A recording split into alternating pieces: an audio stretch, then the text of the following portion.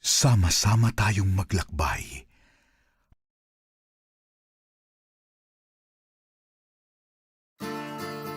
Alamin ang misteryosong mundo na pinag-ugatan ng ating lahi.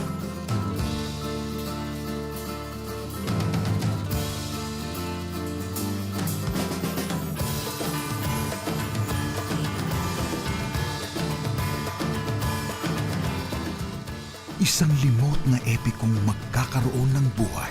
Based dun sa description ni Lawrence sa nakita nyo, para itong mga characters sa mga epiko sa libro nyo.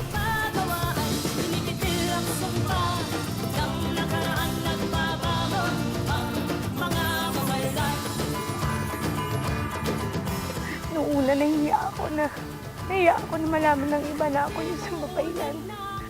Na dapat pala, buhayin natin ang ugat ng ating lahi. Lakas ng pagkababailan! Pagbalik ko bayan, muling nababago ng mga babaylan. Ang mga babaylan sa mga bukid. Dahil sa nakaraan, dumadaloy at nabubuhay ang dugo. Yung sinaunang kultura natin, wala na kinupas na ng panahon Kaya yung dapat tinuturo natin sa mga kabataan nila. Isang pelikulang magpapaalala sa atin ng ating papel sa lipunan.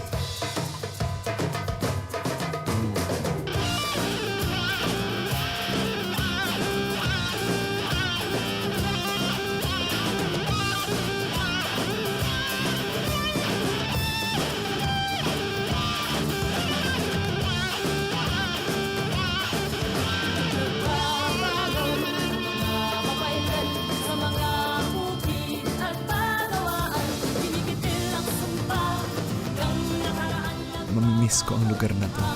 mga babaylan.